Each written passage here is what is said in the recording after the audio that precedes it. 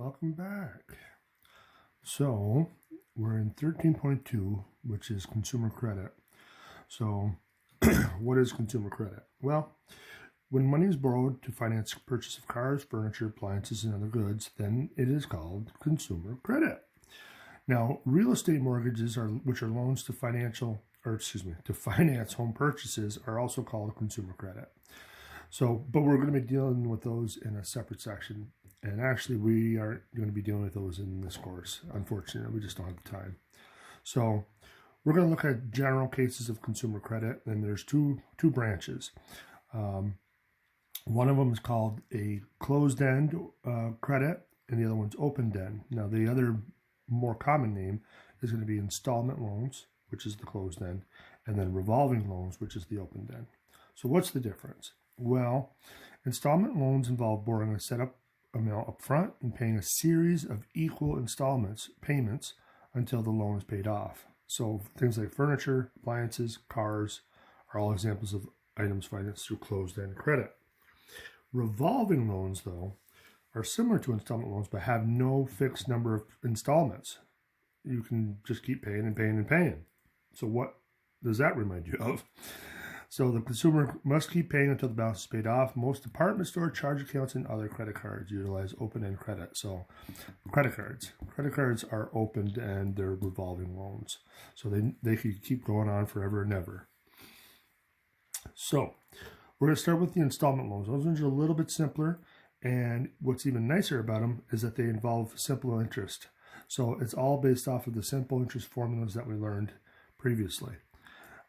Now, the phrasing that you're going to use does change. So they're going to start to use this term add-on interest. But anytime you see this, anytime you see add-on, just replace it with simple and you'll be fine. So add-on interest is always simple interest. It's not compounded or anything like that. It's always just simple. So this first problem kind of breaks down the whole process of how we can get to installments and stuff like that. So let's see. Joe bought a refrigerator and electric stove for $2,350 at a store, charging 7% add-on interest. He made $400 down payment, and he agreed to pay monthly payments over 2 years for the rest of it. All right. So find the total amount to be financed. Now, the first thing I didn't realize is this is what the cost was for the whole thing, $2,350. Now, he put $400 down. So we have to take that off of what he owes because he doesn't owe the whole balance because he put a down payment down. So the amount, I'm going to abbreviate, financed should be equal to the $2,350 minus the $400. So which is going to be $1,950. So that's step one. What does he actually have to borrow to pay off for the stuff he bought? He only has to borrow this amount. So how much interest is he going to have to pay on what he borrows? So now we got to use the simple interest. So we got I is equal to PRT, which is equal to $1,950 times our rate times our time. It said it was for 2 years. So we'll put a 2 and then we'll multiply this out.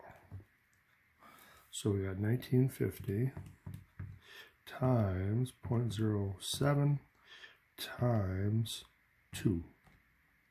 So it looks like $273. So $273. Okay, find the total amount to be repaid. So remember, this is another formula. So we have this version, and remember we also have the other version. We're going to try to use the other version more so in the next problem. Okay, so we're going to add everything together. So we got the $1,950 plus the $273. So let's just make sure we do it right. Well, since we already got $273, we'll just add 1950 to that. 2223.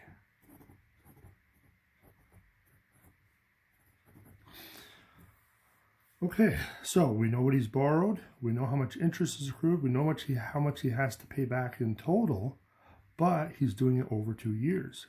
So how many months is in 2 years. 12 months in a year, so 24 months. So the monthly payment is going to be the 22.23 divided by 24. So if we divide that by 24, we get $92, and we'll round it up to 63 cents.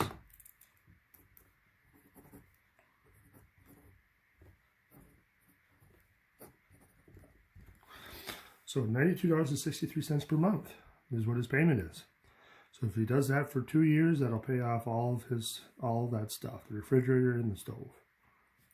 All right, let's try one more.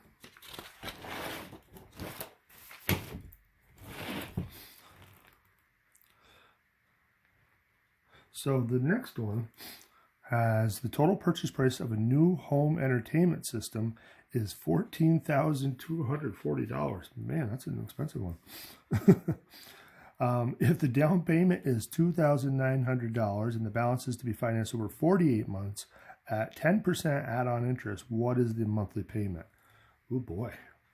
Now, again, the interest rates are kind of high. Anything over 5% is, and might be even lower than that. But anyways, okay, so we're just going to try to do all those steps we did in the previous problem without kind of breaking them down like that. But we still need to do them. So we still need to know how much is he borrowing. So that's the amount financed. So we'll take the $14,240 and we'll subtract the $2,900. And just so that way I don't do it wrong, let's just double check it. Minus 2,900. So $11,340. Okay. Now remember, we found the interest and then we found the total that he has to pay back. Let's just do that in one step. So amount to repay, we'll use our formula. So we got A equals P times 1 plus RT. So this is going to be 11,340 times 1 plus the interest rate, 10%, times the number of years. Remember, T has to be in years. So 48 months is 4 years. So we have to put 4 in here. And so now if we multiply that all out, so let's times this by parentheses 1 plus, 0.1 times 4. I guess we can just do that. 0.1 times 4. Okay, so 1.4. And then we want to times that, or hit equals, because that'll multiply the 1.4 times that. So $15,876. Okay, so far so good. And now we're at the last step. So the monthly payment should equal the whole kit and caboodle divided by the number of months. So remember, now we want the months. When we want the monthly payment, we got to divide by the number of months, not the number of years. So let's divide that by 48. So $330.75 a month. Well, they wanted that entertainment system. They got it. $330.75 a month. So that's installment loans. Again, very straightforward as long as you're breaking it down step by step. What are we borrowing? What are we paying back? And then let's break it up into however many months they want it paid over. So, all right, so we'll stop there. And then the next part will be the revolving loans. Those ones are a little bit trickier, but we'll see how that works. See you in the next video.